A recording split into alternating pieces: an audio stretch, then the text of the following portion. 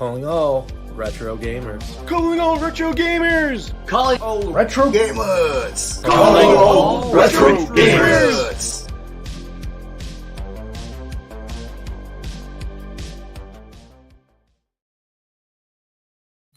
What's going on, everyone? Welcome to Calling All Retro Gamers, your semi-bi-weekly excuse to hang out with two friends, talk about retro video games. I'm one of your hosts, Rich, alongside the Evercade Effect himself.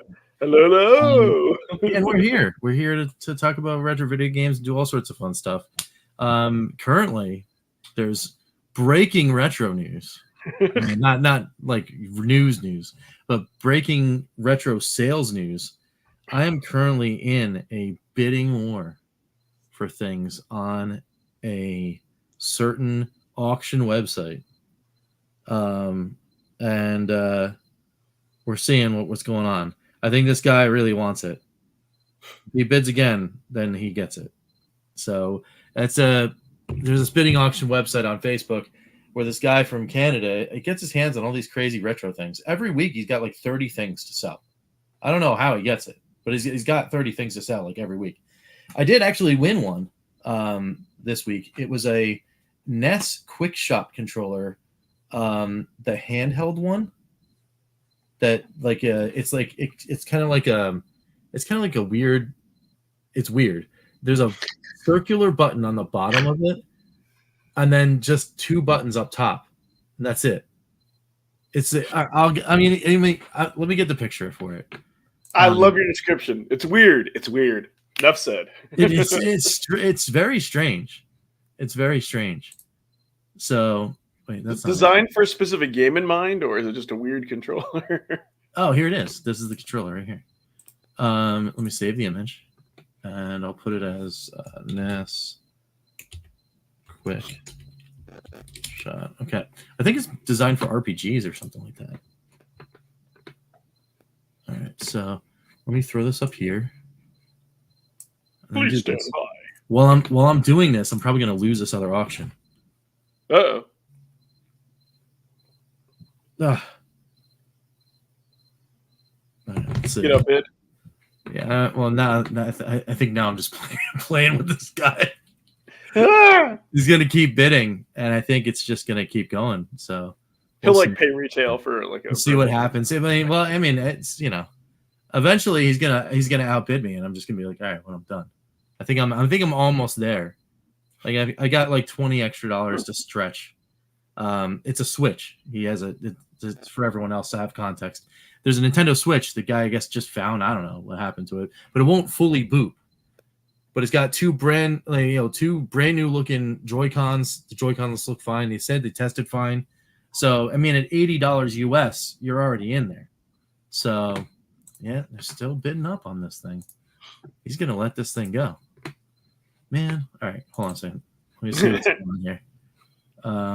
You want me to say hi to the chat while you figure that out? Yeah. Let me, because I'm just messing around with this guy now. So yeah, we got Dan and Fiction. What's going on? We got Lloyd R. Jim. Nice. And Mr. Shua saying lots of stuff. Lots of stuff. That's GTC in the house. That's three of them right there. Ladies and gentlemen, boys and children of all ages, back by popular demand, two fine gentlemen present you card. Don't forget to like, subscribe, share, friends. That's right. We're talking all sorts of stuff. And then he said he's kidnapping gamers with promises of mint complete in box games in his van and stealing their collections and auctioning them off. Because when he was saying, I don't know how this guy gets. Yeah, exactly. I swear I have absolutely no idea how this guy's getting this stuff, but he gets the stuff, and he's like, hey, here's your thing, and he just sells the stuff, and it's like, okay, cool. Oh my goodness. It's secretly Pete, like getting rid of stuff. All right. Yes. All right. I'm done. Oh, it got past $100. He's all the way up to like 175 Canadian. And he's paying like what? Like 40? You win. Yeah, it's like 130, 140 at this point. Oof. It's still a deal. It's not, no question. You get a full. Assuming you can fix. Still $299. You're right. Assuming you can fix it, but yeah, I think he knows, and I think I know that we could fix it. I get my hands on this thing, I can fix it. But I'm not going to spend more than 100. My hard line was 120 US. I'm not spending more than 120 US. You know, and at 107, even at 170, because it's 175.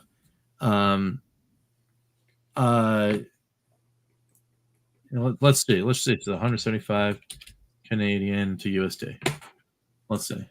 Hey, Cordy Puddle! Yeah, at 175 US Canadian Canadians, 128 US, which is crazy. That conversion rate is absolutely nuts. Still $28 too much. Yeah, 100 would be at the ceiling. Ideally, you'd want to be at 70 or 80 because then maybe you could sell the parts if it didn't work. Well, yeah, I mean, at least at the very least, if you're at 80 US, well, you got yourself another set of Joy-Cons, and they work.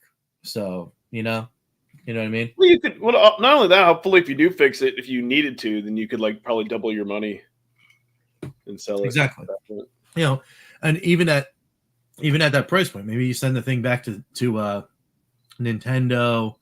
Oh yeah, get it fixed for whatever their thing was. Yeah, I turned it on today. I got a Golden Axe Revenge of the Death Adder on there. Ooh. So we're in suspense. Show us the weird controller. Oh yeah, so here's the weird controller. See, we can StreamYard, people. We can StreamYard. That's it. Oh, okay. Let me see if I can. You know what? Let me see if I can move it around to get it. And that's for okay. I've seen like the Super Nintendo ones, like in Japan and all that. See that? So I think it's for like RPGs. Yeah, those are. You know, and it's like you can play it with one hand or whatever. I thought it was pretty cool, and just for the thing, what did I win it for? Mentioned you. $5. What did I mention? $5 to $10. What you paid for it? I don't know. Yeah. Let me see. Oh, mentioned you in a comment. Okay, cool. 11 Canadian. Yeah. Okay. So, yeah. So like $7. Yeah. So all right. There you go. So and at $7, I'll buy it all day long. I've never seen a controller like that in that condition ever anywhere else. And I've been to a lot of retro stores in the area. So that's cool. I'll pick that up for $7. Is that guy you can buy stuff from and they'll save it up and then they'll send you out a package to save on shipping? That's exactly right. Yep. Yeah. So this will be in the box for January because I'm going to wait until December and then I'll tell them January 1st. All right, put everything in a box and send it to me. It'll take about 2 weeks to get to me. So at the end of January, I'll have my big unboxing and be like, what did a year of, well, it's not Retro Game Bin anymore. They call it like Rising Phoenix Auctions or something like that now. So what does a year of Rising Phoenix auctions get me? And then there's a box with a whole bunch of stuff. I will tell you guys, though, if I had gotten the Switch, it wouldn't have been the first system in the box. Ooh. There's another one. I'm not going to say what it is, but there is another system in that box. And it's one that I've never owned before. And I got it for under $40 US. Dude. It was awesome. It's beat up. It's really, really beat up. Like it looks like somebody took a baseball bat to it. To be honest, but you have to tell me. You have to tell me after the show. But I own one, and now it's like I've never had one, and I always wanted one, and I don't care if it's beat up. I got one. So anyway, there's that. So yeah. So and for this actually, this controller it will get used. Because I have a not only do I have the NES module on the Polymega sitting right next to me, but we've got a full-blown working NES in Studio B, and there's some RPGs that we've got already, so we can play those. Nice. Yeah. So it's pretty cool. In other retro-related things, though, speaking of the Switch, I've been playing something. I fell into a very deep, dark hole. And I can't get out. I think I want to say that I have over a day worth of hours in this game already. Oh yeah, the Nintendo. I haven't played a Nintendo Switch game that long in my life, just at all. I'm glad that you I'm glad that you enjoy it, but there's just two issues that I have with that game. I have with that game. Yeah. One is that like there's a cap on what you can on what you can beat the challenges. What do you mean? Like in other words, like pretty much like when you get first on the challenges, I see that you do that, but like 20 other people, you know what I mean? Like if it's like 3, like there's a limit to like how low you can you can go. Like normally in speedrunning, usually there's like first, second, and third.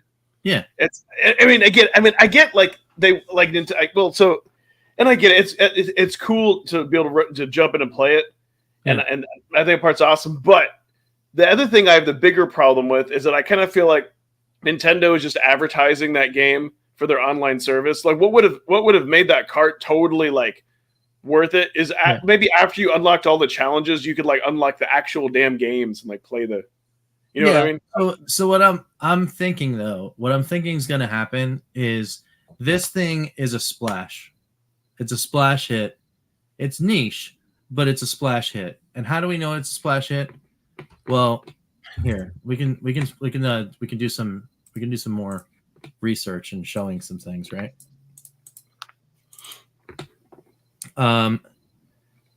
There is let's see. Yeah, there we go.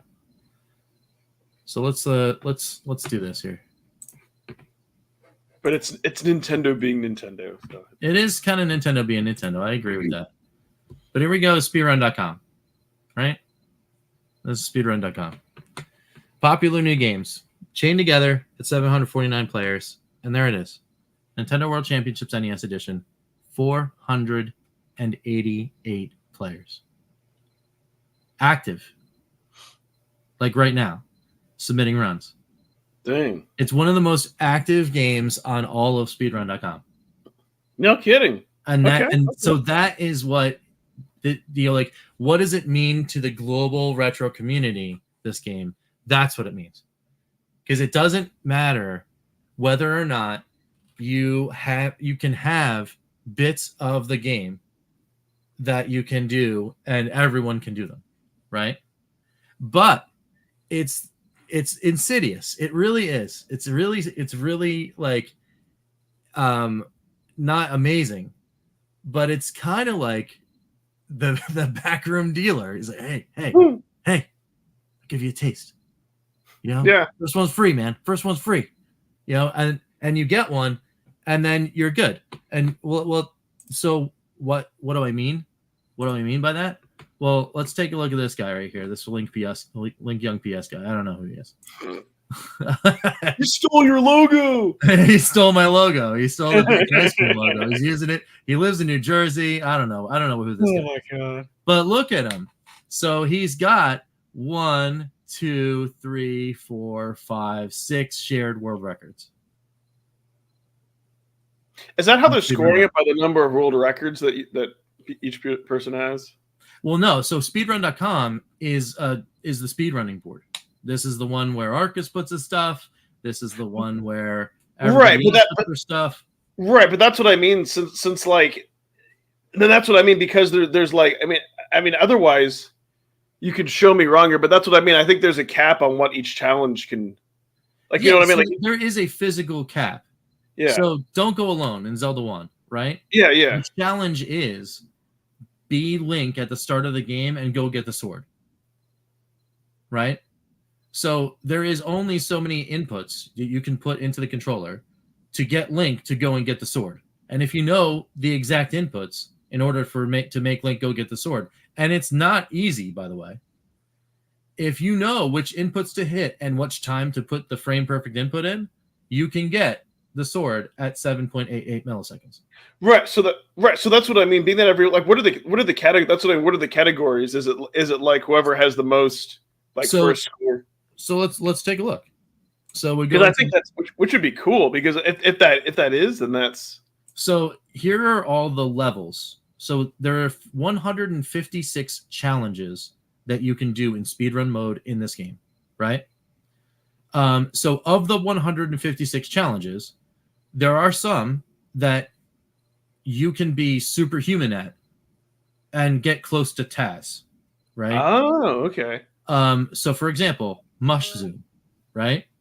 Mush Zoom is go get in Super Mario Brothers 1, go get the mushroom, the very first mushroom that you can get in World 1-1, right? And this is what it looks like.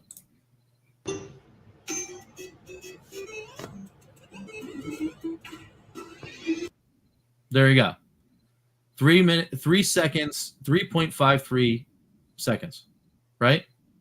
But he's number one, and no one else has done it that fast, right?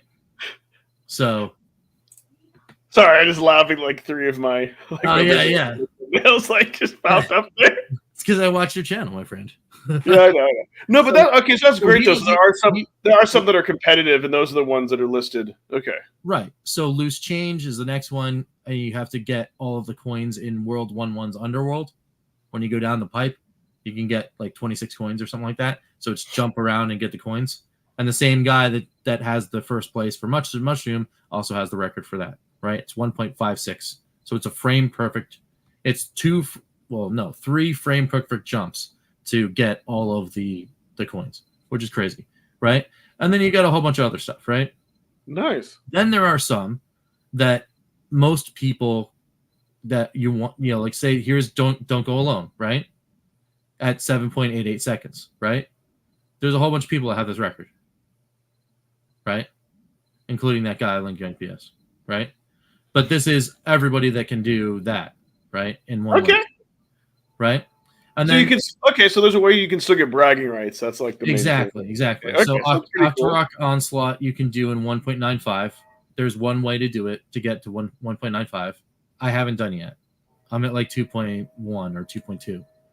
So, but that's the cool thing. You can enter the community, and you can kind of like go, hey, maybe I can, maybe I can world record or tie world record or tie TAS, because I do the little thing fast, and that's kind of cool. Gotcha. And so then it's you're like on the list. Mere mortals can speed runs. Now, Exactly. I wonder. But then you're do on they the have a list of people category like for Black those- Attack, like who's a world record speedrunner, right? Yeah. Like you're on a list with him, like you're on a list with all these other people that are really great runners. That's awesome. See, I wonder if they kind of did with this what they did with like Mario Kart DS. Like Summoning Salt's latest video where pretty much like the champion had like the most they average all of your runs and all the tracks. So I don't know if they do something like this, like whoever, are you the champion has like the most like wins on the board? Well, there are certain challenges that are like that would be cool. That are kind of like that. So like when you get to this one right here, right? Labyrinth. But I mean, is it like an overall world champion ranking? That's like there isn't a world champion ranking, and instead they go by game rankings. And then there are several categories for that, for speedrunning. So let me go over here to the regular leaderboards. And there is Legendary Trial, which is a game mode that you can unlock. Oh. And this is do every single one of the legendary challenges. Oh. So the ones that are all the way at the end, do all of them in a row in one session. That's cool. Okay. And That's it's built into the game. So you can do the Legendary Trial and go, I want to play all of the hardest challenges in a row. And the first one is Super Mario Brothers 1, beat the game. Damn. And it forces you to use the warps. So it's only 1-1, 1-2, 4-1, 4-2, 8-1, 8-2, 8-3, 8-4. But beat the game. And then there's somebody already has like a 5-minute time on there. And there's certain things you can't do though. So you can't get the insane, like, what is it, 4-2-3, I think is the world record right now. Yeah, yeah. So you can't get 4-2-3 because there's certain things that the game won't allow you to do for glitching. Okay. Because they've prevented you from doing it. But you can get a 5, and I think it's possible to get a sub 5, I think. If you do some frame perfect nonsense and do all sorts of crazy stuff. But that's one way you can do it. You can do the single game challenge, which is either for any one of the 13 games, Super Mario Brothers, Zelda, Metroid, Donkey Kong, whatever. It's do every single one of the challenges in order in one run. Huh. Now, this is self-timed that you have to then submit, and then they'll verify by frame. Oh, okay. Your time, more traditionally like a regular speed run. And then there's crazy time, right? Then there's speed run mode, which is play all 156 challenges in a row. Damn. Which is crazy. And again, this is also verified, like privately verified, which is it's insane. It's absolutely insane.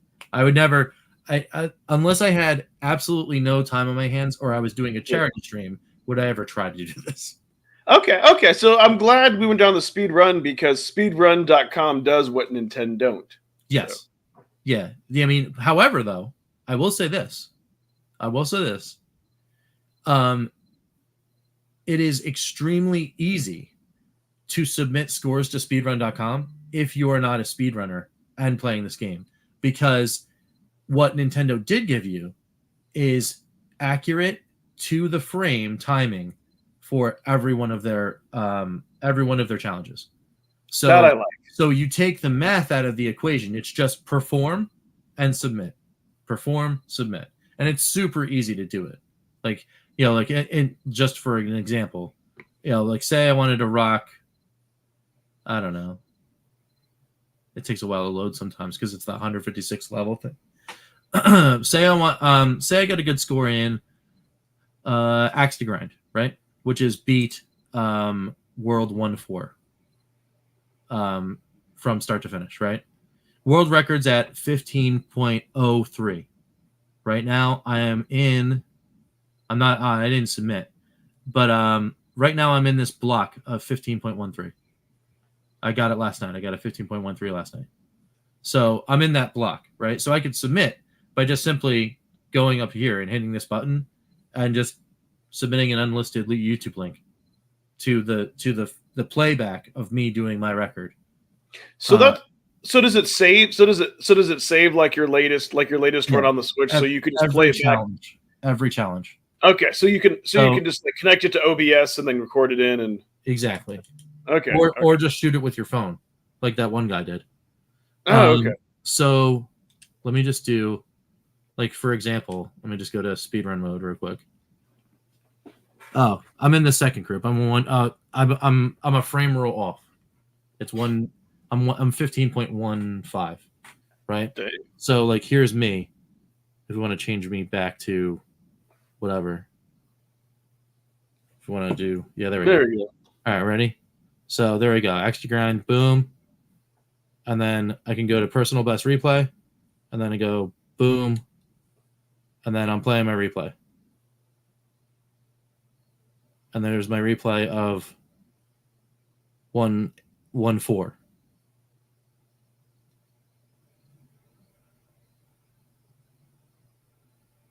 We done. Okay. So at least good. At least I'm glad that Nintendo at least put in those features so that way.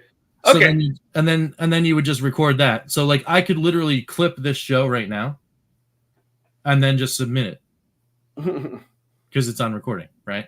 So and then that's it, and then you'd be on the board as soon as you got verified. And then you just go and select one of the other challenges, and then there you go. But it's like and then there's like all the little silly unlocks you can do and all that kind of stuff. Plus there's multiplayer. There's co-op multiplayer. You could do the same. You could build a series of challenges and be like, all right, guys, here's the challenge. We're gonna do this, and then you get 4 controllers, and it puts all 4 up in the thing, and then you just run it, which is kind of crazy, right? It's fun. Yeah. It's fun times. So that's good. I'm glad Speedrun has actually made this. Okay, has made this pretty cool, competitive. Yeah. See, the community, does it right? So yeah, I mean, and it's pretty cool. And I've never once in my life have thought that I would be able to do that. Like, never once would I was like, you know what? I'm going to go ahead and submit, whatchamacallit? I'm going to go ahead and submit scores. And it's like, wow. Sweet. Okay. Well, I'm glad we went down that rabbit hole. That's very cool. Yeah, man. So yeah, I mean, I'm with you, Mr. Shua. I know it was a bit ago that you put that comment up there, but Yeah. what irks me about the NES the Polymega module, the homebrew thing. Yeah, you're right. It's not just the Polymega. It's actually the one issue that I have with with clone consoles, FPGAs, everything. When that compatibility, right? That's kind of the Yep. yeah. Well, there's only one right now. Want to talk about some more news? There's only one right now in the area that is near 99% compatible, and that is the Atari 2600 and 7800 Plus. And that's 99% compatibility with all of their naturally produced and submitted cartridges and homebrew. Is that with the beta firmware or the unofficial?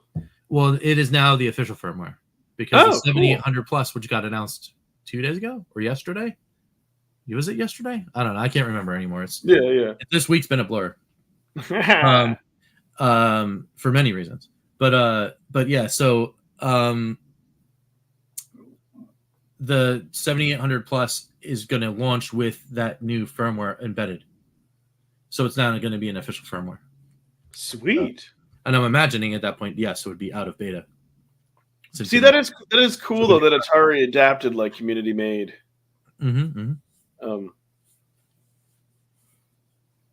Yeah. Mr. Shua says he's got the 2600 Plus, but he's really trying to control himself with the 7800. Yeah. So you know what? I'm in the same camp because I've got a 2600 Plus, a Studio B, but the 7800 was the one I grew up with. Yeah. Like, how do you not want the case that has got the 7800? And I've got 2 studios, so I'm like, well, Get a second. But you know what's cool though? They 7800 and put in Studio A, and it's fine. They pulled a Blaze, which is neat. Which what I mean is it's the same console, but like a different reskin. Although I do think that I think the value for this one, well, I still wish it was like $99.99. I think this value is better because I can think like that multi-cart was maybe kind of good for people who aren't into Ataris. You know what I mean? Because you can get like most of those games relatively cheap. I like that you're getting a wireless controller and then you're getting a homebrew, and you're getting like a cool new homebrew game that. I think is really neat. Yeah, I got 2 studios and I have 2. That's awesome. I got yeah. So and the interesting thing about these homebrews is most of the homebrews that they're re-releasing are all on Atari VCS. So nice. Bentley Bear is a ROM. You can just download it right now on VCS. Which is very cool. Yeah, I mean, of course that hurts me because it's like, well, am I gonna buy a box product for any of these ROMs? Maybe Berserk. I think if you really like the game, you know what I mean. That's why I'm like maybe Berserk. Berserk 7800. I'm probably gonna get it. Yeah, I'm probably gonna get it. I've got the ROM, but I'm probably gonna get it anyway. Because you got the voice thing in there, and like it's all cool and it's neat. Yeah, I might want to have that, but I'll probably keep it sealed though. If I buy it, I'm probably just gonna keep it sealed. So, but anyway, that's that. The cool thing though is the 7800 Plus comes with wireless controllers. Yeah, that's what I was saying. Yeah, I think that's I think that's neat. And they're compatible with the 2600 Plus off the bat, so you can just buy the controller. Yeah. And they did. Weird though, that even though I grew up with the 2600 Plus, I think if I were to get one of these, I might choose that package just because I never had a 7800, and I think it's a better deal because the game by itself is $30. Mm-hmm. So then you can look at it, and then the controller is like $34. So that's like $76. So you're paying $76 for the console. That's true. I don't know. Yeah, you're getting a good deal. Yeah. I mean, I think either way, it's a great deal. Yeah. No? The only the funny thing is the only thing that stops me from it just it's for the you want to play the physical media, on the cards, So it's like if I decided that would be the way to collect, and I do think for $30 price point, to get something complete in box that's new, that's official, that's awesome. I'm happy that Atari's doing that. Like that's awesome. I like that fact too because it's finally giving the audience what they've been requesting for a while, which is a way to play their old games in a modern way using a device that is made in 2024. Yeah. You know, because if you buy one and 2 years from now it doesn't work anymore or whatever, chances are in 2600 plus and a 7800 plus are still going to be on Atari.com. You can just buy another one. That's true. That's cool. And if not, the 2600 is sold enough that they made the 7800 plus, right? That's a fact. Yeah. So, but there's enough retailers out there that probably still have backstock. So even they will be available, even if Atari decided to stop printing them tomorrow, there's still enough out there where you can still get them for a reasonable price for a really long time. So, I think I see that as a win-win. And like you said, the backwards compatibility, the fact that if you have like the OG hardware, whether it's a 7.8 or 2600, you can use the wireless controller. I like how all the new games will still work. So I think that's really so. Then like you appeal to the people that are like, no, I like my console. I don't want an HDMI, but I want the accessories. And then you appeal to the people that don't have that was the smartest thing I think that they did with all of this. Yeah, it's absolutely good. I applaud all of it. The only thing that I didn't necessarily really like was the fact that it really is just a 2600 plus in a different shell. It would be cool if there was one or two things that distinguished it. You want the 7800 plus because it does X, just like you wanted the 7800 because it did something the 2600 didn't, and that was play games better. Because you couldn't play 7800 games on a 2600. But when they made the 2600 plus, they made it 7800 compatible. So it's like, oh, well, I would have understood if they didn't do that and then they made the 7800 plus. That would be a slam dunk. I'd be like, okay, cool. Because I still would have got the 2600 plus, even if it didn't have 7800 compatibility.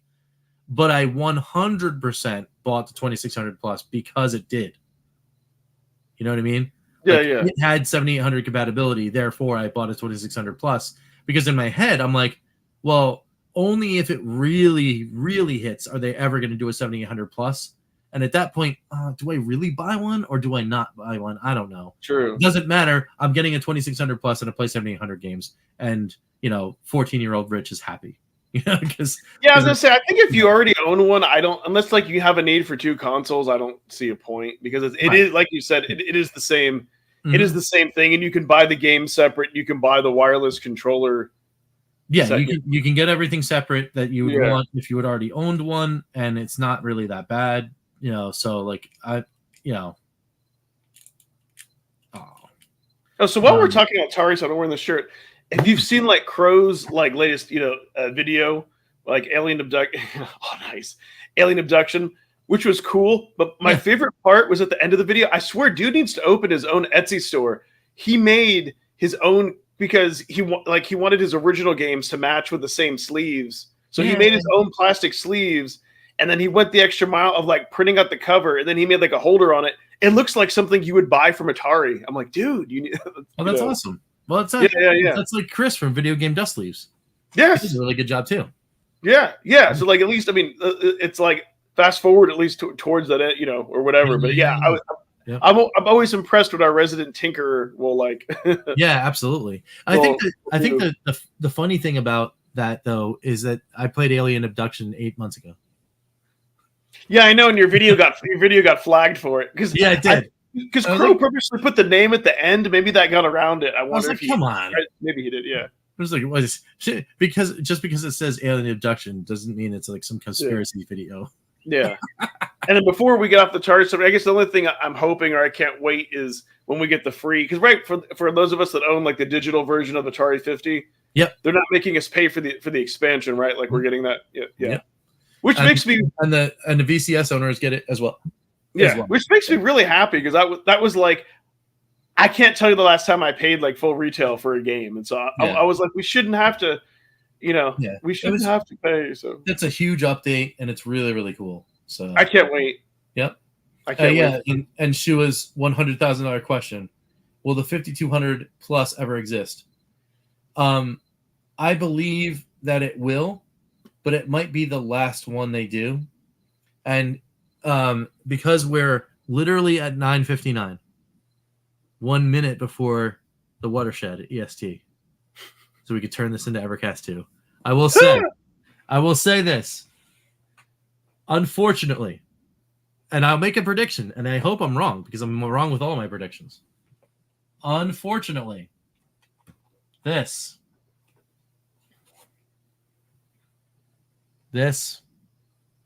is never happening again. Yeah. It's never happening again. Yeah, I agree. And the reason why is because I was talking about this last night on Infinity. It's over on DJC Game Studios, his channel. And the reason why we're talking about it is because we're like, well, if not the 5200 plus, then what's next? Because they said this is now the plus family of consoles. You can't have a family with 2. Family is 3, in my opinion, or more, right? So we're going to get another one. And my thing is, well, we got the 2600, we got the 7800. I'm thinking we're getting a Lynx Plus. I think that's what happens next. And then they start making Lynx cards. Yes, exactly. And if they don't partner with the guys on this logo right here, then they're doing it wrong. Oh, I agree. Because they have a lot of homebrew for years has been doing great work. They've been doing awesome stuff with homebrew. Atari slowly has been buying everything in the back end that has anything to do with homebrew or anything like that. It's crazy. It's crazy. So I think that's what's going to happen. I think we're going to see an Atari Lynx Plus. We're going to see Atari Lynx cartridges come back out because they have an entire library that they can just keep going out. And for $19.99, $29.99, it won't even matter. It could be the same price as the 2600 cartridges that they're putting out. You could put it out at $29.99, full color manual, full thing, and then you could do Lynx collections on the cart with dip switches because they have the same technology as the 2600, and you can literally just do that and put it in your Lynx Plus. And so then do you the think it'll be like a Lynx Mini? Like it'll be like a lot smaller, so it won't be like as bulky. It might be. Cool. It would be. I think it would be a little smaller. It would definitely have a rechargeable battery, and 100% will have some form of HDMI out. That's what definitely. It's gonna have an HDMI out, and then it's like, well, then at that point, Atari fans can look to Atari for their Evercade fix. You know what I mean? And it's unfortunate to say, as a huge fan as I am of the Evercade, I think this is exactly where that goes, and that's where we're going to see it. Well, it makes sense from their perspective because they can make their own cards. Why would they want to go through Blaze and they can charge $30 for one? You know what I mean? Like there's a lot bigger of a market. So I get it from a business standpoint. Mm-hmm. It makes sense. Now, if they did a Lynx Plus, that might have me because that I don't know. It just depends on the price points and the games, and they do some built-in games. I don't know. You know what I mean? And if you look at the price points of the 2 pluses, it was $139 or $129.99. That's a great price, and it comes bundled with all the stuff. The Lynx could actually be cheaper because it's an all-in-one, and it's a handheld. Yeah, you have the screen and all that kind of stuff, so it might be a little more pricey if they use like premium hardware, but at the same time, if Blaze can do it, Atari can. I'll tell you why. It might even be at the 80. It'll be under $100 because Atari doesn't really compete with anything else except itself because it's niche. But the Lynx, even though the nostalgia of it competes with all the other like handhelds. Yeah, and it's and of course 100%. They own their competition. Yeah, exactly. Literally. And television was a thing until they weren't because they're now Atari, right? Yeah.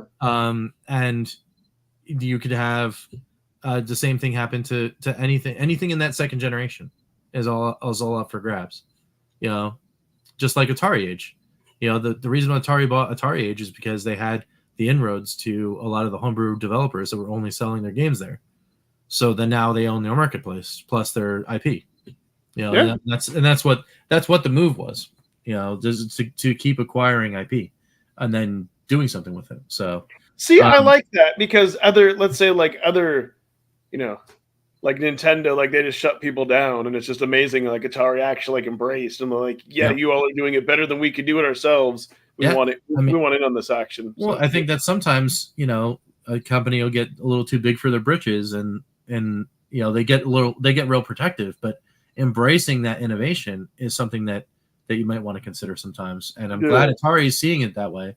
But I also think that Atari is a lot smaller and much more nimble because they have to be, because they're fighting to keep surviving. And the reason why they're doing all these acquisitions is to get that one more product at the door, because maybe the debt collector behind them is getting a little big and scary. You know what I mean? So because they're doing really well and they're hitting a lot of good marks, but you just don't know how the operations are in the back end. You know what I mean? It could be bad. It could be bad back there in the financials. But I don't think so, because they keep putting things out. But you just never know, and a lot of great stuff here in the chat too. Phantom's like, how about a Atari ST Mini? Sure. You had the 400 Mini last year. And yeah, Mr. Shu is like, we gotta have that with the 400. And it's true. Because I think the 400 Mini even plays stuff from the ST if you put a ROM in there, if I'm not mistaken. Shua says, unless Blaze gets bought out by Atari. Yeah, I mean, that's a long shot bet, but you never know. I would say after the Intellivision deal, you never know. You never know. I'll tell you, I don't want that to happen, because then I feel like at that point the Blaze loses its identity, and it's like, yeah, I don't want that to happen either, because Blaze is way more nimble than even Atari is for these licenses. I look at this shelf, and it's not just Atari and Namco and Data East and Interplay. It's all these other crazy things. They're doing great work with the indie scene. They have the ability to put out, because they have them licensed, all these ROMs on almost every consoles that Atari cannot touch. Evercade can put out, the Blaze guys can put out games on that system. There's no question that I want that to remain the way it is. Exactly, because then I feel like the Atari, well, it'd be cool at first, and then I think it becomes just oversaturated with Atari carts, and it's like with Blaze, like for all the awesome things they do, all the flaws, I love it all. Of course, I'd rather just I'd rather take it as is. Plus, I'll never get the Gremlin 2 collection, and I need that. I need that. And then, or PlayStation buys a studio and shuts down the studio. Oh God, poor Sony. They're getting flack. I mean, everyone's getting flack. Microsoft's getting flack. Nintendo's getting flack. Sony's getting flack. It's crazy. Yeah, but it's tough out there. This is the reason. It's like you talk about companies that are too big to fail, right? Well, it's proving, this year is proving that Microsoft, Sony, and Nintendo are not. Plus W Games rumored to be getting out of games completely. Not even just shedding a lot of titles, just getting out of games. Yep. WB is in Warner Brothers. Warner Brothers, yeah, WB is Warner. Brothers. So, dude, okay, that's awesome, because I want to say, was it earlier this year or last year, where like all the Adult Swim stuff, like a lot of games, they were just like, hey, they were just like the licenses were expiring, so it was one of those, if you wanted them on Steam, it was like buy them now, otherwise you'll be able to re-download them. So that kind of confirms. I mean, dude, that would be awesome. Let Atari like breathe new life into whatever. You never know, because Warner Brothers just doesn't own Warner Brothers. I think, if I'm not mistaken, Warner Brothers owns Acclaim and Midway. So all those other IP are up for grabs if they get out of that sector. And then you get, people have access to different studios. NetherRealm is there. Portkey Games is there. All sorts of great devs are tied to there. Rocksteady, like all that stuff. They're all working with Warner Brothers. And if they're getting out of games and they want to relicense, well, that's a great opportunity for everyone, right? That's an ultimate Sunsoft collection for Blaze later. You know what I mean? You get the Batmans and you get all of the, all that fun stuff, because it becomes an easy license. If WB doesn't want to deal with it, just be like, all right, fine. Well, here's discount licensing for these IP, because the games already exist, and here, put the ROMs on there. That's fine. We don't care. because it's just an extra couple bucks for them. So yeah, that'd be great. That'd absolutely be great. Yeah, it would be amazing to see Gauntlet back into the hands of Atari. Absolutely, 100. Yeah. That 720, all those other games, the Road Blasters, all those games that like those late 80s, early 90s games that just kind of like went out into the ether because of the licensing deals that happened. 100%, I would love to see that, because then you'd see movement on them. There's no way that that it wouldn't happen, right? I think immediately, if they were able to get those licenses back, you'd see Recharged and Beyond games for those. Because I really do think that Lunar Lander Beyond was the first step in a series where they're gonna go beyond all of those licensed properties and do something different with them. So where they all had those Recharged, they could go right back around, and Asteroids Beyond, Yars Beyond, like all of them. You just keep going. Yeah. Even Yars Rising technically is a in that same vein, because it's a Metroidvania. Who would have thought you take Yars Revenge and you make it a Metroidvania? You know what I mean? So, and that's coming right around the corner. It's, what is it, 20 days away or something like that. Can't wait. But I'm curious, did you ever see? I think he put it out like in the last couple of weeks where, John from the from Gen X Grown Up or whatever, he interviewed like Warshaw. Like that was pretty. Yeah.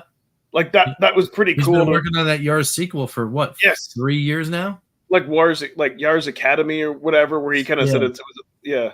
That's something to be neat, and it's neat that like Atari wants to do like, because this is like, because those other games, those concepts were neat. They're not like his idea, so it's like an official, you know what I mean, like another like an official Yars sequel. So that an official, HSW game. Yes. Yeah. Yeah. No, I'm so stoked about that. That one, because they're going to put it out physically. They're going to do it. That one I will buy physically. So here's the question: do you want to know? Will it be like a 2600 or 7800? Like I bet it is, right? Because in that way they could just put out a physical cart. Yeah. They could sell it on all the platforms and everything. And 100%. Yeah, that would be awesome, dude. You get a physical release, and the physical release is compatible with all their Atari hardware that they just put out. They'll put a digital version out on Atari VCS, and that digital version will be an encapsulated ROM that'll also work on Nintendo, Atari, Sony, and Microsoft, et cetera, et cetera, et cetera. For sure. Mr.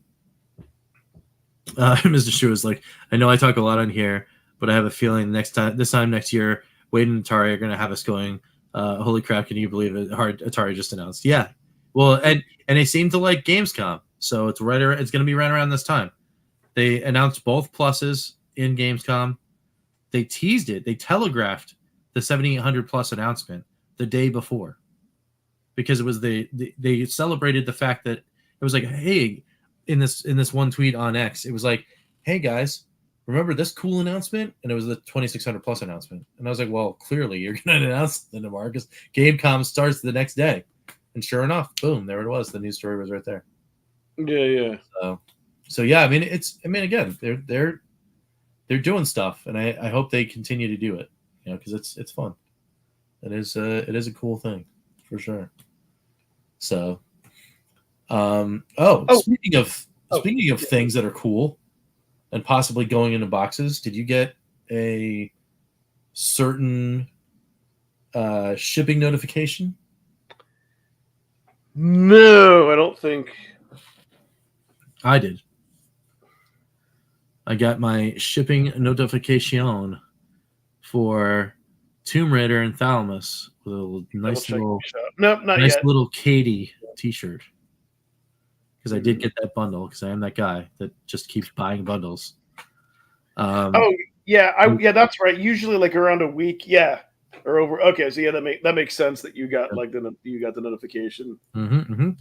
So it should be in the air on Saturday. It should hit customs on Monday, and I should receive it on Tuesday or Wednesday.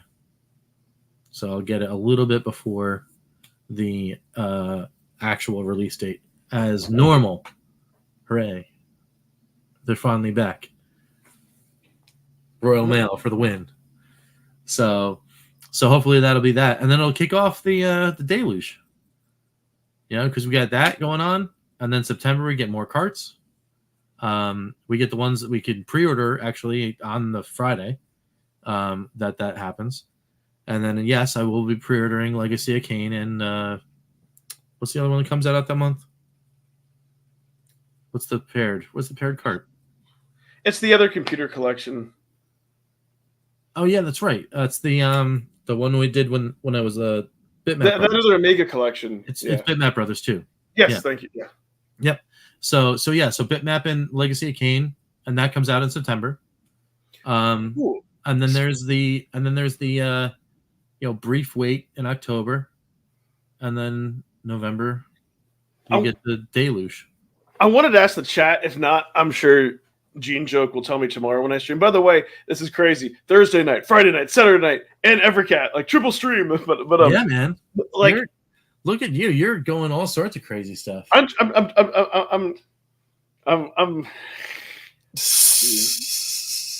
I won't say it because we keep it. Yikes! That's what I'm. But no. So like one thing that I was wondering, because recently, like there was an announcement like on Blaze's Discord where like they really had to put like the ban hammer where they were like people respect the rules and blah blah blah. So I don't know, like did some like major drama go down or something? Anyways, I don't know. I was just. I mean, I don't want to speak negatively about the about how people how people carry themselves online or how people moderate those who carry themselves online, because it doesn't matter, right? I mean, I'm a moderator on a Facebook group. People are wild all the time. I've thrown many a ban hammer and I've taken bans off. I've done all of the things, right? But I'll tell you this: there have been times where I've been on that Discord specifically, and I've seen and heard things that I'm like, if I was the mod, you'd get the hammer. Yeah, yeah. And then sometimes they don't get the hammer, and you're like, you know what? I respect it because it's on my Discord. It's yours. Well, see, if you find it acceptable, then that's fine. But other times, someone will say something, and I'm like, yeah, I probably would have let that slide, and then they get the hammer, and it's like, well, whatever, man. It's you guys. It's however you guys want to do it. But I think you're right, though. I think what happened was, if I were to speculate, it rose to the level of someone communicated directly via DM one of the moderators and said very unkind things, and they got the hammer for that. Yeah, yeah. But here's the other thing too, and like I wish it was moderated to the point like how Reddit is. And what I mean is, like, for example, there's like a subreddit for concrete, and it's like anything having to do with concrete, like for contractors. Let's say you posted like a wood wall, it would get removed. You know what I mean? And kind of like, and the only reason I bring this up because there's like the pictures and video thread, and for the longest time that just turned into a general like kind of like anarchy chat where people would just talk about everything unrelated to like Evercade, and it kind of irritated me. Like for a while can't remember the gentleman's name who was doing a PSA, he was doing a public service, like he was posting like every single like YouTuber, but like whether you had like one viewer or like a million views, like he was posting like every single video, and then sometimes people would post their Evercade collections, and that's what it was for. But like there was just some individuals who would just use it like as another like I don't know what like use it like it's just kind of like a hidden general chat, and I don't know, and I don't know. I thought that was kind of weird. That and the only other experience that I've kind of had on that is like somebody says something and then maybe you just like give an opinion, and then I've had like 3 or 4 people jump on me, not really like be insults, but just kind of just try to like attack him. Like, dude, geez, I just offered maybe a differing I just offered like a differing opinion, or it could be something like, oh, well, that game came out in 1989, and someone would say, but it's almost kind of like if Crow was very rude. There's like, actually, this came out on this date. You should have known that. You know what I mean? Like yeah. Dude, you know what I mean? Like stuff like unnecessary, kind of like unnecessary, like comment. And I don't know if they did it just because of me and I have a channel, but I just kind of pushed me away after a while. I was like, screw you guys, I'm going home. I call that welcome to the internet. You know what I mean? Yeah. You know, and that's just the way it is. And it's everywhere. It's literally everywhere. If it's in people's. If it's in Reddit, it's in X, it's in Facebook Yeah. groups. It's in your YouTube chat. It's everywhere. It's all. It is what it is. And the only thing that I would say is, as long as you find a group of people like this awesome chat right here, and friends like us, and we talk about whatever we want to talk about. Somebody comes in and says all sorts of crazy nonsense. But what's wrong with that? Like this guy's It's saying only crazy. man bots that infest X and Reddit. Yeah. So no, that's just kind of interesting. No, but the one, like, I don't know, like the one thing I find kind of funny about like Reddit is just like the sense of like sarcasm. Like at least if you do attack somebody, like their mods will jump on. Now I understand, but it's interesting because here you have a hobby where like people aren't getting paid to do that. Then you have also like an official company, but I understand like maybe they're not going to hire it. So that's like the funny that you mentioned. Like I've thought about, and I keep going back and forth where I wouldn't, like, every now and then somebody will ask like, hey, could I have a Discord? And I'm like, well, maybe just for members, but then like, I don't know. It just takes like one person to get in there and like ruin it for everybody. And I don't want to have to like shut it down because like, somebody posts illegal photos or just does something totally disgusting. You know what I mean? That's all, even though a few people said they would moderate that, but yeah, it's like, why we can't have nice things. So no, I was just kind of curious, and they added some other things. So yeah, I like your theory that seemed to me to make. Yeah. Maybe to make sense. But while we are on the topic of Evercast 2, 4 minutes early, sure. It's funny because people say varying varying things about what's going to, because I put out a video like worst year in Evercade. Yes, I did that to make it more clickable, but I said like, hey, it doesn't mean it was a bad year. Just kind of comparing it to other stuff. But right. But the one, but the one thing I do, and the funny thing is, I might have got my September, November months wrong. I don't know. I might have to fix that. But anyways, going on, Yeah. But, it's because the arcade content comes out on November. Oh, okay. Yeah, I think. And the Thalamus, not Thalamus Tomb Raider. That's this one. The Legacy of Kain bitmap comes out in September. Yeah. Okay. But it's whatever. It's all. But so what people seem to be split on is that like I have faith in Blaze that like December is going to be awesome, but people are kind of split. They're like, no, it'll probably just be like Indie Heroes 4 and something, But I'm like, I like the what ifs, like if there's like a few licenses that maybe they might get, and that's what they have announced. Like, could they get like a Sega? Could it be? I don't think it's going to be anything that because. I think they've confirmed that it's the what is it? The welcome one and the wild card is the one that's left.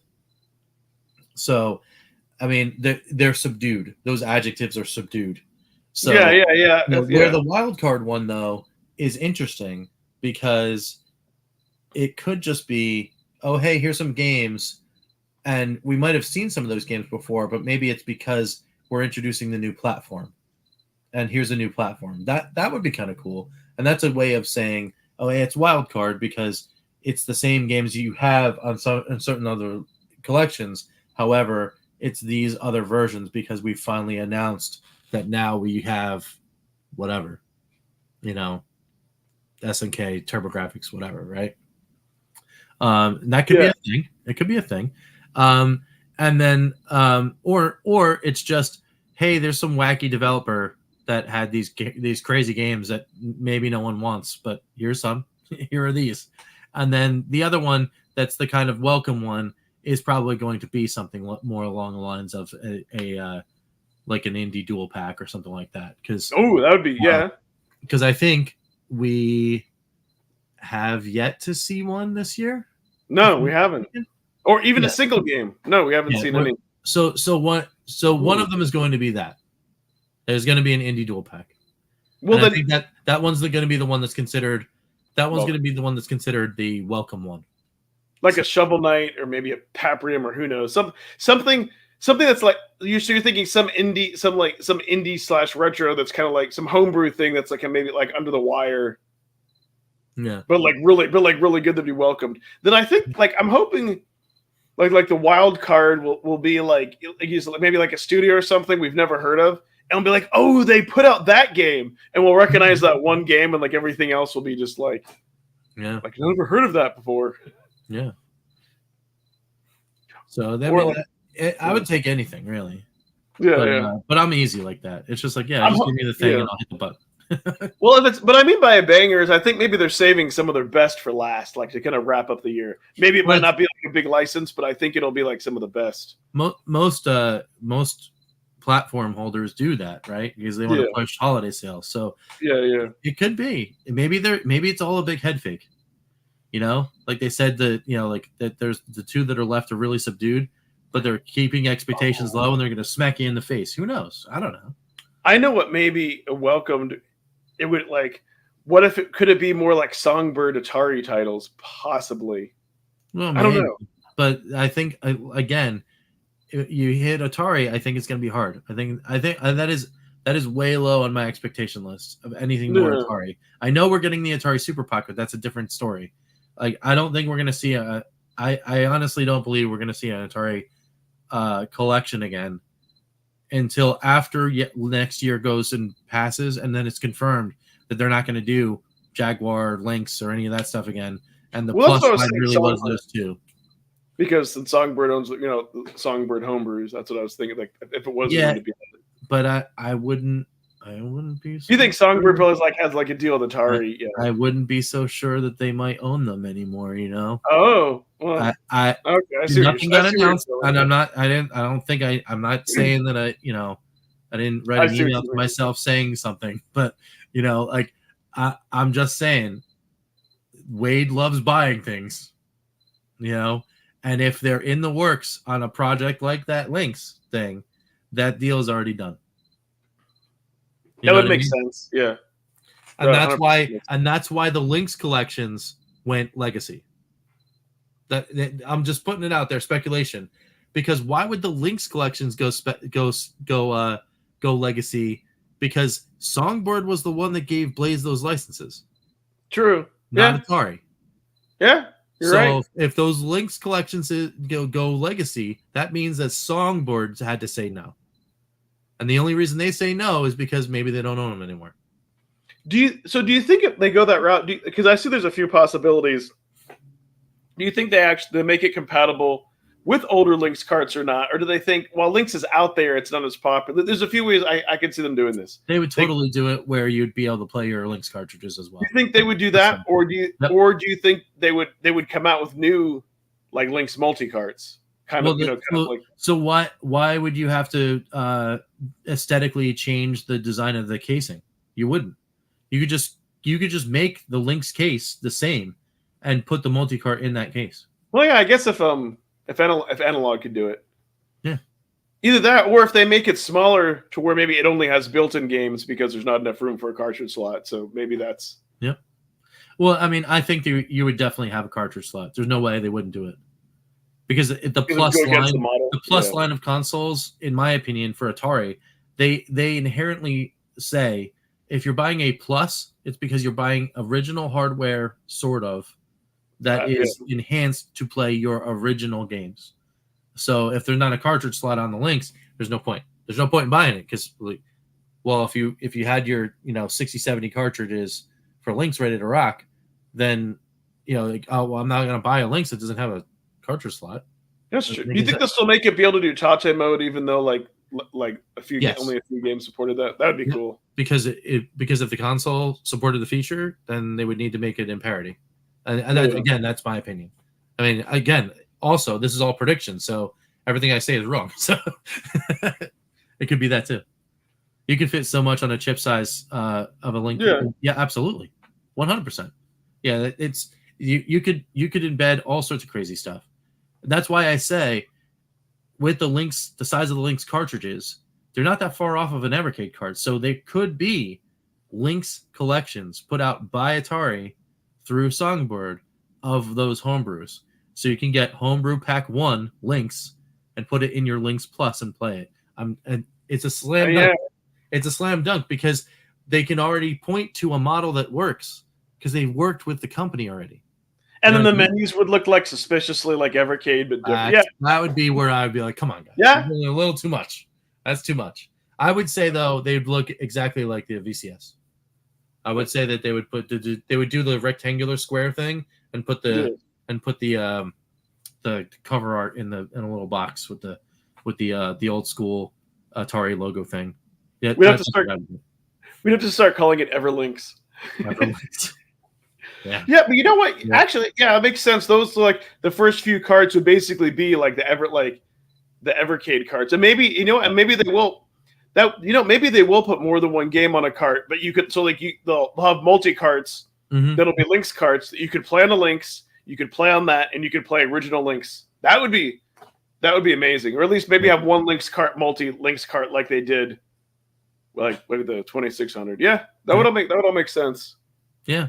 So anyway, it's fun. It's fun to have those kind of speculations because even if you're wrong, you're like, well, that was a cool idea though.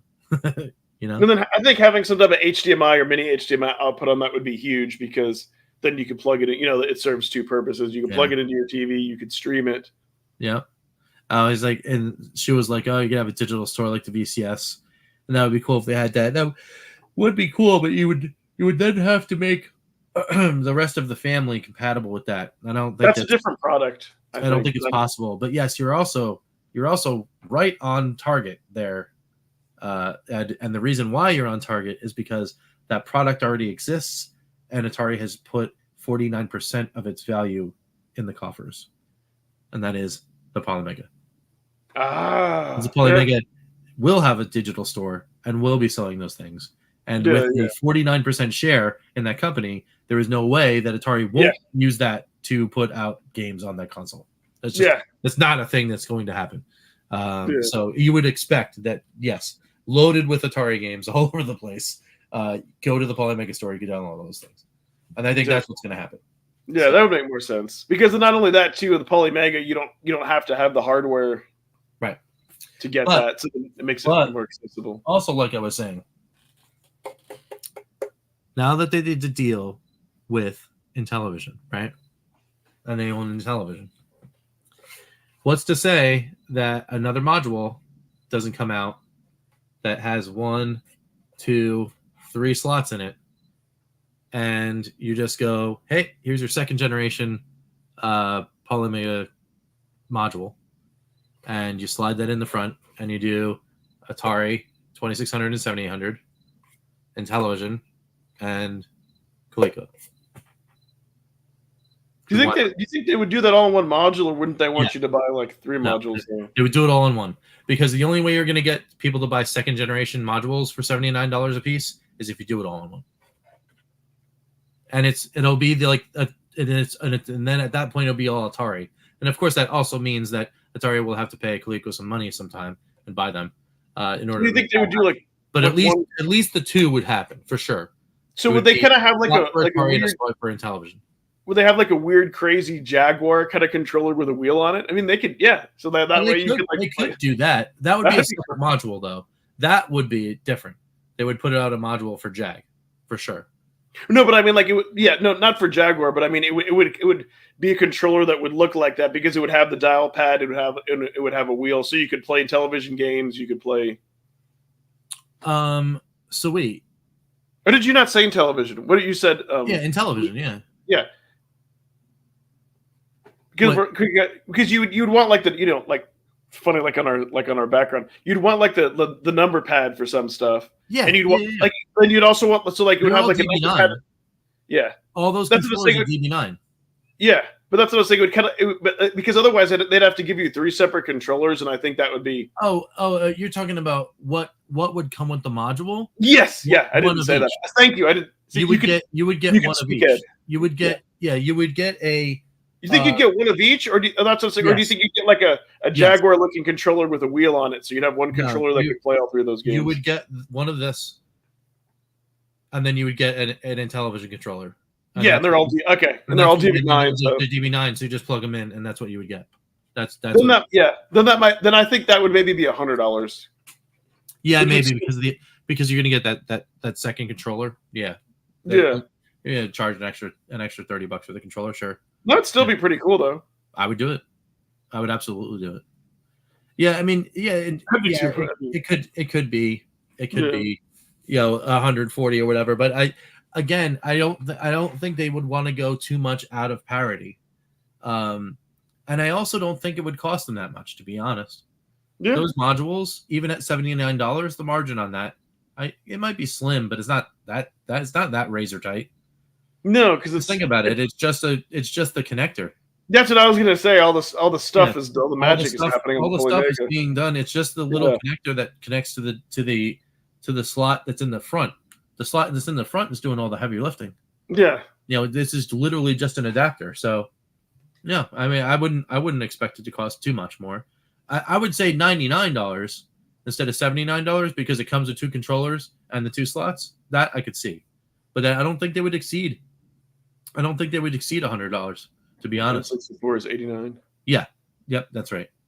And I think the reason why they did that was because there was R&D involved in order to make the Poly Mega run N64. Yeah, definitely. So, and for Atari, you're fine.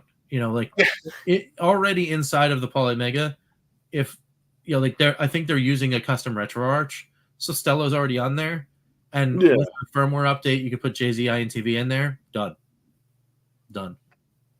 Because that's all you need for Intellivision. You just need a JZI INTV emulator and a controller, and you're good. So, again, you just put the DB9 connector on there, and you're fine. They already know how to do that because they have a Genesis adapter, and the Genesis is DB9. So there you go. You're all set.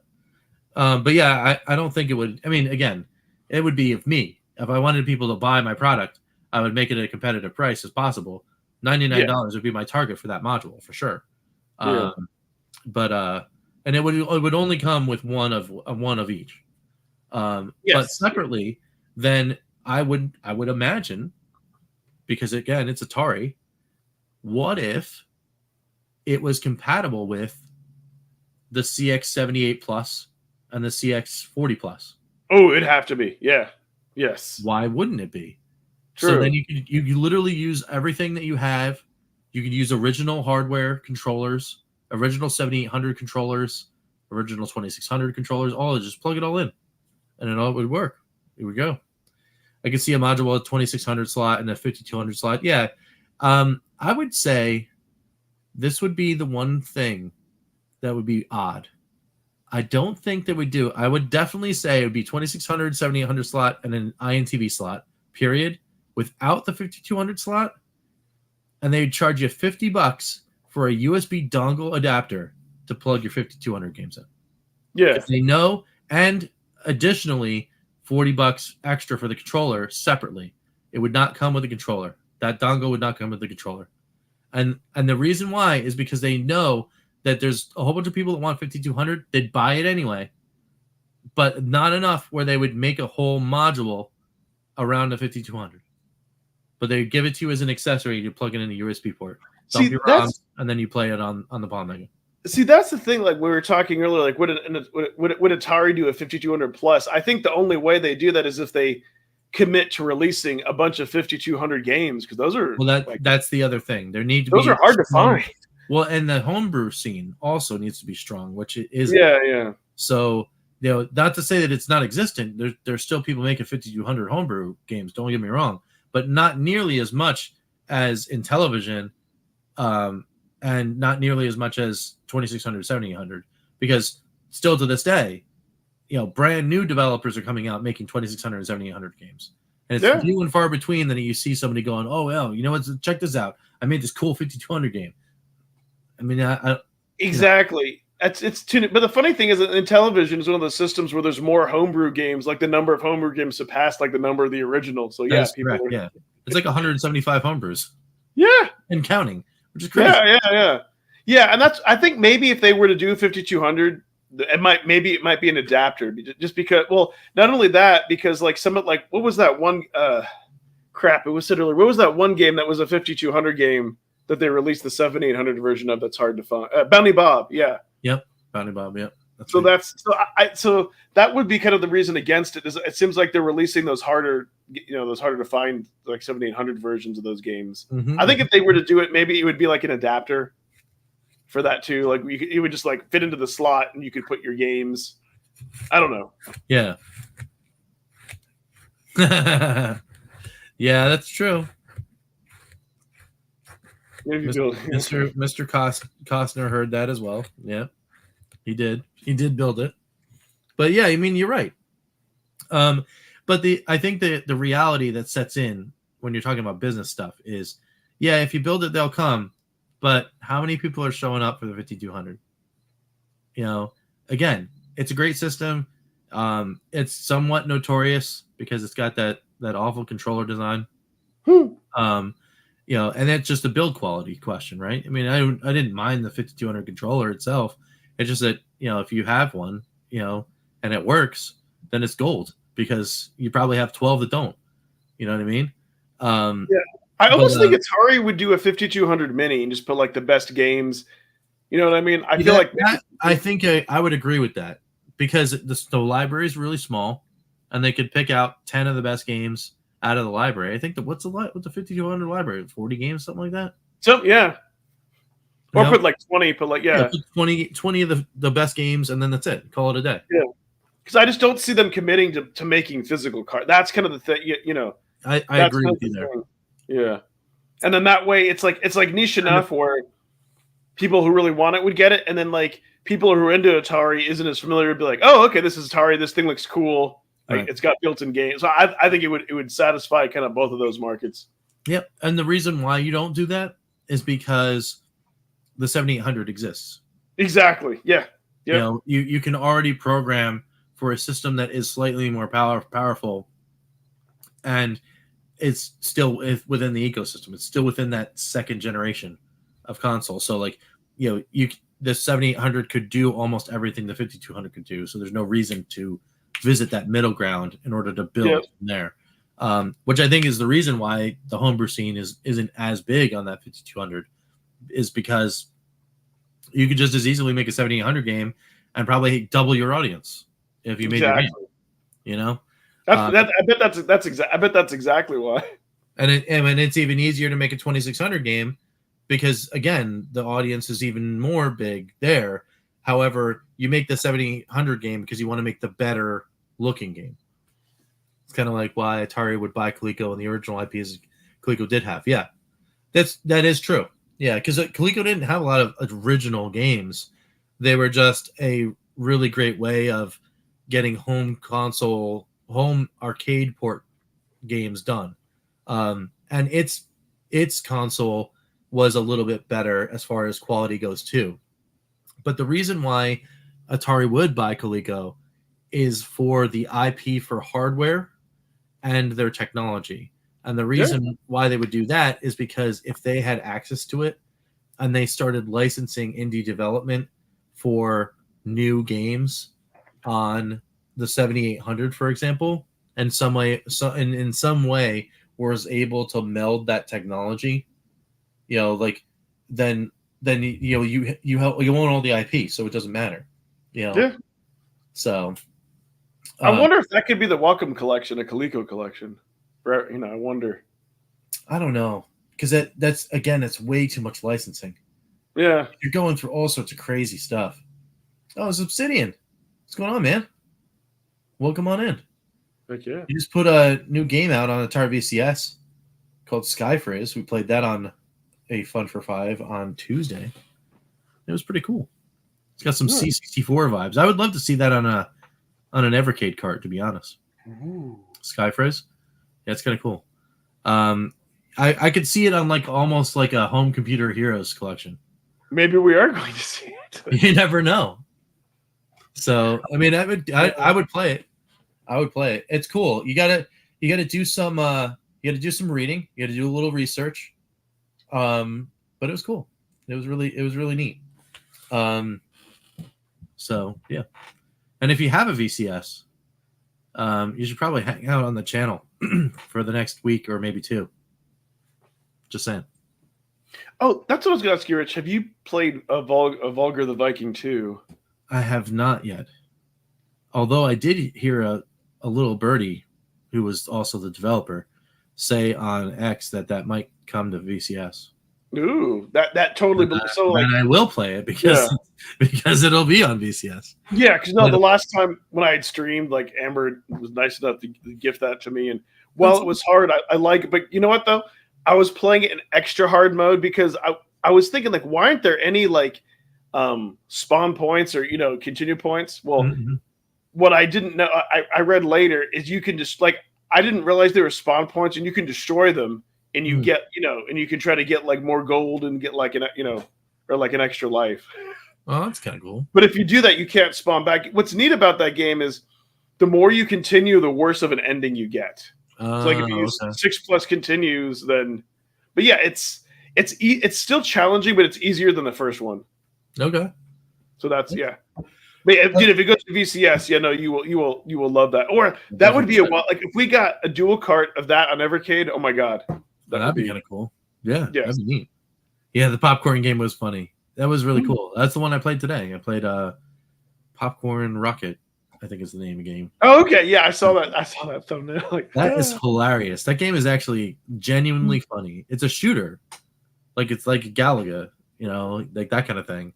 Only it's got this like crazy elaborate story that has voiceovers, and it's all about like I don't know. It's like desserts fighting each other or something like that. It was like the empire is all like pies and like Oreos and stuff like that, and then like you're the captain of a ship and you're like literally a popcorn kernel, and you've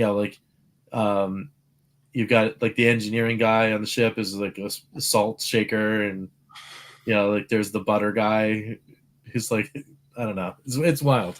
It's like Food Trek. I don't know. Yeah. Oh, he's been digging it. Yeah, Evercade's awesome, man. It's very, very cool. So, yeah, I mean, I'm gonna be digging in to a lot of stuff on Evercade very soon, and it includes something that I haven't done in a year, which was look at all of the games on the Taito Super Pocket. Oh yeah. So I'm gonna do a series where I go through and I'm gonna finally Fun for 5 every single game on the Taito Super Pocket, and that's gonna be tied to a series, which is gonna be a takeover that'll happen about 2 weeks from now. So I'm pretty excited about that. That'll be neat. It'll be good to play that because then as soon as that happens, then I can just jump right into Tomb Raider and Thalamus and all this other stuff. I know what? I can't wait to jump into Tomb Raider. Tomb Raider. I'm going to embrace it and its tanky controls and all, and I'm going to learn to like it. It's going to be great. I mean, I already like it. The tank controls or not, it's fine. Well, the cool thing is, Jinjuk was saying that the nice thing with Tomb Raider is that like he's like definitely within a straight. Like I think with like an hour, like you could finish each level. Like I think like within like an hour or two. Yeah. So it'd be like, it's long, but not as long. So yeah. Was a great game. It is, but so like I'm frustrated at a boss. So like I forget who someone suggested to play it from the beginning, but I'm only using save states where you can naturally save the game just to have like a backup. So I'm trying, I'm playing it like OG, and it's like I'm at this one boss where it's difficult. Like it's the beginning where you have to like do a weird jump with your blocks and bubble just to get to the boss. So I'm making it harder than it needs to be, but I kind of want the satisfaction of like beating it without like using like saves, without using like save states like in that way. I hear you. But we'll see. I might have to like be like, screw it. Just jump in anyway. But yeah, sometimes though I feel like I just don't want to use like save states in retro games. Like either I just want it to be more authentic, or I want to challenge myself, and I don't know. But then there are times where if a game is too hard, I'm like, yeah, let me just use the save state. I'm conflicted because I like how save states save time, but I know it makes me worse as a gamer because I don't have to keep replaying that level and master it. You know what I mean? So it's like that's kind of that's like the trade-off. Yeah. Well, that's cool. Yeah. What else is going on? Well, I know. So, okay. Speaking of games and personal challenges, like I've come so close to like almost like beating Jackal. Like, oh, that's cool. getting to the end. I could easily get to the end boss, but the end boss is just tricky. And the way that game was designed, if you can't keep your missiles, so like I've come like really because like I've made the boss like turn red. Like some games like they turn red or they turn a reddish purple and then die. Yeah, So I might try that tomorrow, and then I don't know. I've been trying to, of course, again without save states. So the idea is like I want to beat it as an adult, like I did as a kid.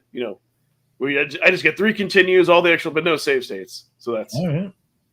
And then kind of the same thing with Contra. Like before the last time I made, like I think I got on my best run, which after the winter level, that next level where like the Double Dragon 2 spikes come down to get you. I don't know. They look a lot like that.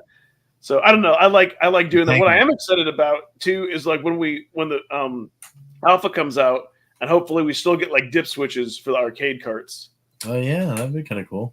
Because like they made them like more difficult than we got the console ports. But how much fun would it be to maybe try to like could you 1cc a shooter on easy difficulty? So or how far could you get like that might actually be playable, or could you beat it without continuing? Like maybe Bad Dudes, could I beat it on normal or easy without continuing? Fun stuff like that. That would be cool. Yeah, I think it'll breathe new life into those games, being able to set up challenges because you could lock it just to one credit, mm-hmm. and you could do like 1 credit, no save states, put on whatever difficulty, go.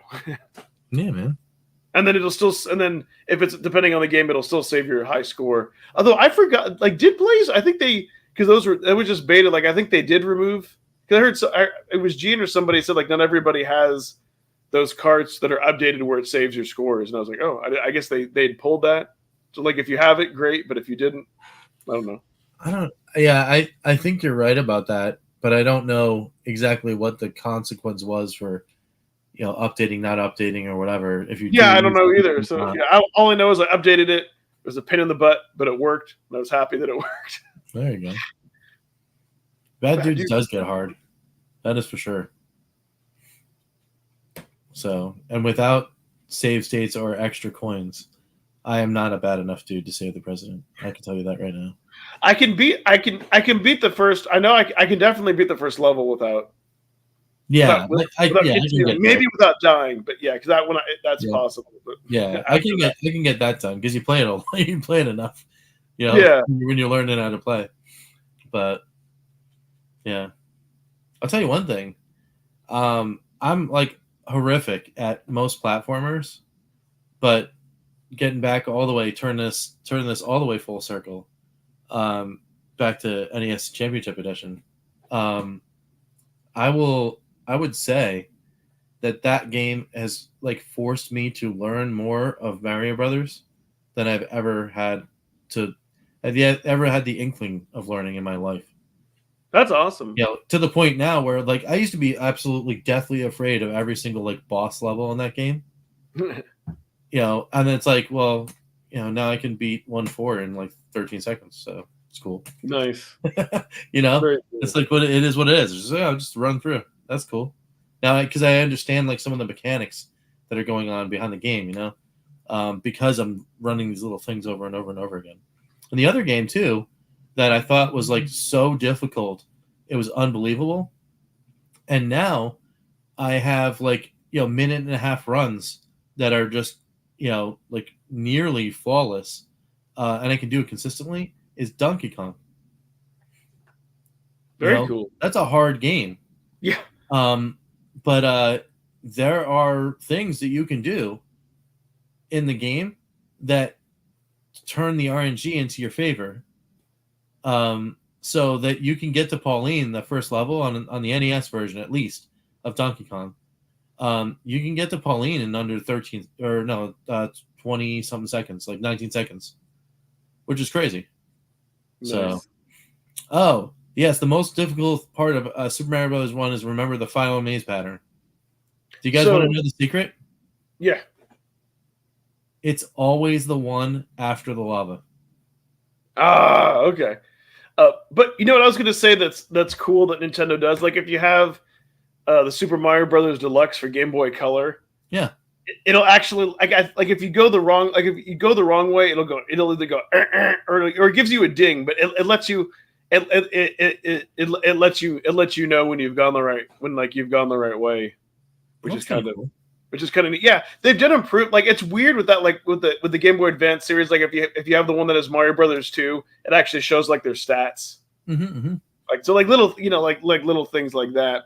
But yeah, no, dude, like the playing like the lost levels on Super Mario All Stars. Oh my god, Oh, that's are you talking about brutal. like true Super Mario Brothers 2? Yeah, Yeah. So there's Super Mario Brothers 2 challenges in Nintendo World Championship. oh my god. Dude, the one for what the heck level is it? I'm gonna turn it back on. So the one level that's the legendary challenge, it's a short run. You're supposed to be able to beat it in like 24 seconds. It's the hardest thing I've ever done in my life. Because dude, I remember as a It's so kid, hard. It's so I found ridiculous. that Because I there's like found that so wind. challenging that Yeah, game. there's like wind that like pushes you away. There you have to like jump on this springboard while you're getting pushed by the wind. And then in order to hit the one thing to beat the level, you have to jump and precision jump on a flying Koopa Troopa and hit a question mark block in the same jump. Because if you don't do it, then the Koopa Troopa falls and it dies. And you have to go through the level you have to go through the entirety of the level again in order to respawn the Koopa Troopa. It's ridiculous. So what the heck is it? What level is it? Lost Legend is level 8-2. So they make you play level 8-2 of the Lost Levels as the legendary difficulty. Yeah, that sounds about right. I got a 32.41 as my top score, so 32 seconds 0.41. But on any given day, if I were to hit the start button right now and play it right now, I wouldn't be able to beat the level. Yeah. Like unless I got lucky. Because the first like 2 or 3 tries, you go to try to hit the jump thing, and you just fly right into the wall, or you fly into the pit. You miss the Koopa Troopa. It's crazy. Yes. Yeah, that game is the definition of NES hard. Yeah, absolutely. You're absolutely right. But there's some rare cases where it's been the opposite. Where one I can like the Adventures of Bayou Billy. For some reason, they made it super impossible. Like they amped the difficulty big time for the US version, but like the Japanese version, it's normal. Like it's normal. So yeah, but yeah, I don't. It's weird, yeah. Yeah, it's interesting, but that particular game, like some arcade games and stuff, I can understand for more replayability. But yeah, it is weird. Yeah, they broke that. Yeah, I would always hate I hate that if like developers sometimes do that where they can't make the game challenging. Like they make it challenging because like you have a toothpick and like enemies hit you with a sledgehammer. Like really, you know what I mean? Like if that's the. Although like I was actually surprised when I tried to I don't know, it was a few streams back. I tried to play Mega Man 2 on difficult, and like how difficult that game is, because it's just like because like they did that right. Like you do like a lot less damage to enemies when they do you feel like you do like almost feel like you do maybe not half but like a third less, and they seem to do like almost double damage to you. I don't know. Like Woodman, Metal Man was like really difficult. Like getting to him wasn't as bad, but I actually had to I actually had to because I beat it with save states, and I thought, well, even difficult with save states was hard. I'm like, you know what? I'll just see if I can do normal without continuing your save states. That I was able to do, but just but as a kid though, yeah, difficult was not a problem. That's what I kept. But like as a kid, I it just seemed like it was a little bit harder. But I'm like, damn, it's that much. Yeah, man, it's that much more difficult. Yeah, it's pretty crazy. So, but yeah, so I think we're rapidly approaching pumpkin time. Yeah, I always forget. Like, yeah, you're an hour ahead of me. Yeah, and it's been a brutal week, man. Yeah. Got a lot of stuff going on, fam wise. Yeah, today hasn't been doing so hot. She had this kind of like, it was just like a cold or whatever. Like yeah. You know, and it's one of those ones that like doesn't let go. So like it's been bugging her for what is it now, 10 days straight. She wound up with an ear infection on Monday, and that wouldn't let go. She had to Ooh, go that's- through like that's brutal. two different types of antibiotic. Yeah, and then we went to an urgent care. They gave her the wrong antibiotic. Oh So no! she had a bad reaction this afternoon. I had to take her to the GP. It's crazy, man. So I'll have to okay, Mad City for Famicom is the Bayou build. Okay, I'll have to check that out. well, that's cool. Was I playing the Legends Ultimate? I did today play the Legends Ultimate. In some more retro news, and you know what? Proud Papa moment. So Douglas has way more time than I do, especially for the summertime because he's off school. So he plays this thing all the time. He found the Cowboys of Moo Mesa, the game that's based on that cartoon where all the protagonists were like buffalo and cows and stuff like that.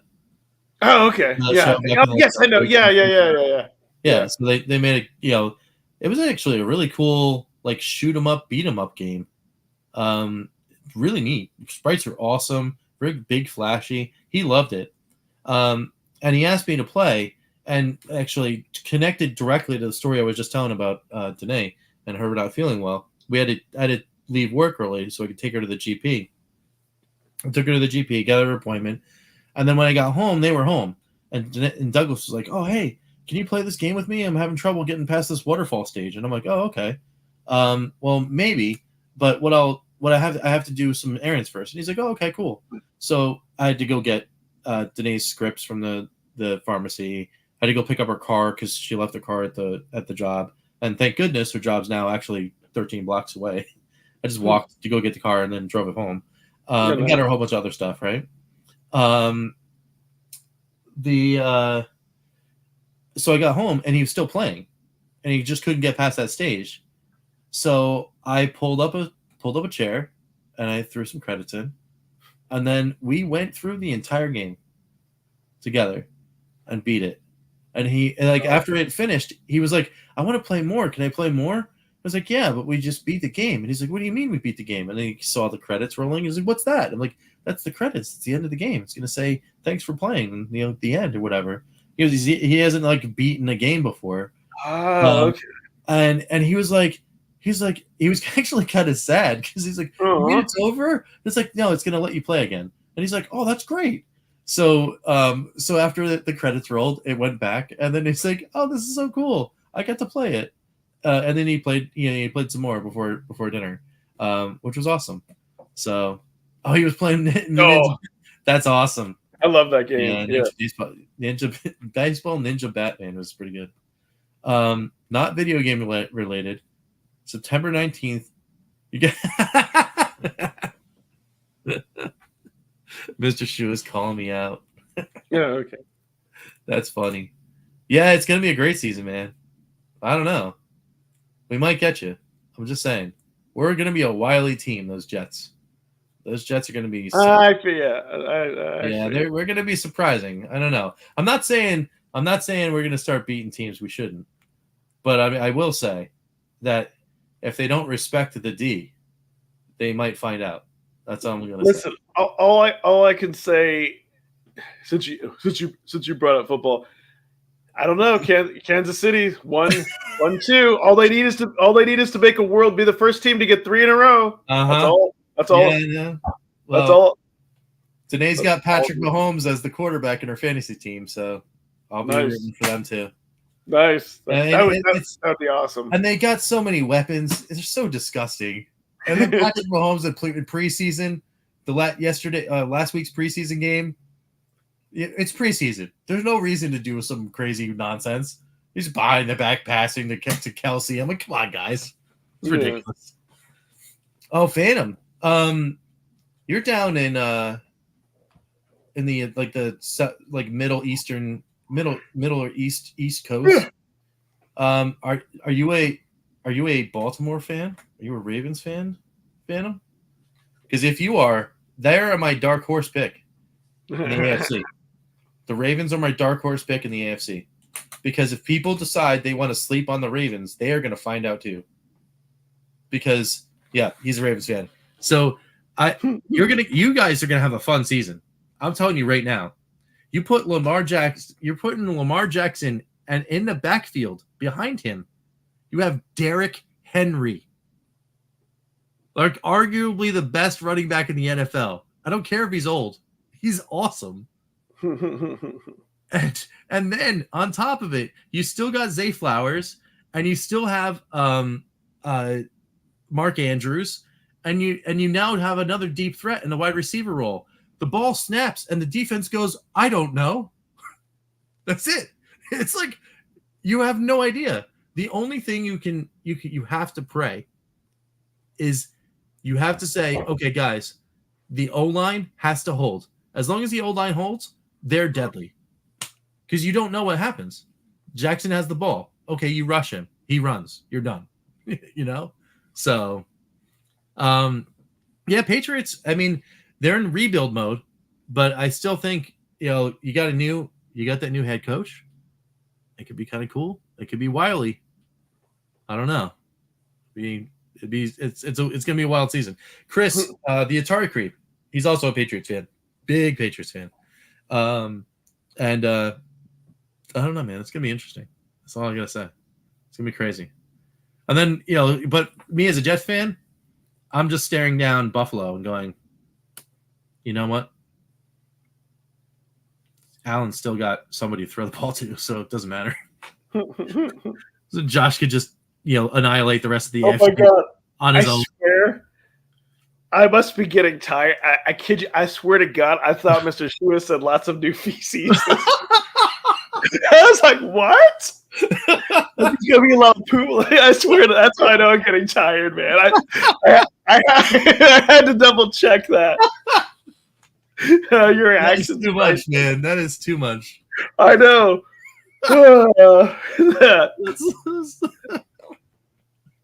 They do football podcast. Yeah. I mean, I do too much research into fantasy football, but I love it. I love the sport. If somebody loved football as much as I did and was a YouTuber that also did retro games, I would totally do a show with them. Yeah. I don't know. Yeah, I don't know as much about football. I can smile and pretend it like I do, but I really don't. Except for like so you just watch more of the Chiefs this season. You'll learn all sorts of stuff. Yeah, that's true. Yeah, I think my eyes were like getting like watery. That was so funny. That was so funny. But all right. But all right. Well, I do have to go because I'm gonna get loopy, and then it gets dangerous. Yeah, I'm already starting to get loopy. So all right, guys. Well, thanks to everybody for being such amazing members of the chat and hanging in with us. Even though it was just literally a chat session instead of the playing chat. I think though next time we get together, I know we want to play that game that's kind of like the Bathor, yeah. Yes. And then also shout out to Phantom. Thank you so much for giving us that game. I know we want to play that, but I think it would behoove us because we are so close. I think it would behoove us to finish Fantasy Star before we played that game because then it's done. Then we can put a nice little bow on it. And then, so next card, we're going to get back in there. We're back at Palma, and we only got 4 dungeons left. Yeah. So let's get in there and get that thing in the books, have some awesome times getting that thing done. It'll be awesome. So hopefully that'll be cool. And then we'll play that game because that'll be awesome. And that'll also give me some time to figure out how to do, like, put Steam on one thing and share the screen and put myself in the box or whatever. Because you can use your Steam, which is awesome. But exactly. I have to have my computer run the game and do the other things. See, my computer was not nearly powerful to. Yeah. Well, actually, what to do? Well, maybe because you have. Yeah, actually, if you have it in StreamYard, then it should be. It should be okay. You're not recording. I know I couldn't do like OBS and that, but that was before. Anyways, yeah. So that'll be cool. We'll get it figured out. Exactly, and it'll be fun. So, and also thanks again, not only to Phantom but the rest of the chat because it was awesome. We love hanging out with you guys, and rest assured, the next card will be way sooner than the last one was. So Yes, yeah. so yeah. Instead of once every 2 months, we'll try to get back to once every 2 weeks. At least we got to do once a month, no matter what. But we'll 100%. Yeah. Well, we also got to get those watch hours up too, so we can Yeah, get I know. things done. So Yeah. and also thanks everyone that's been hitting the button. We're at 520 now, which is great. So Woohoo! so that's pretty cool. Let's keep that going. So anyway, until next time, we'll see you here on Calling All Retro Gamers. I'm Rich. He's Ed. And we are out. See you guys. Calling all retro gamers. This concludes our broadcast day. Click.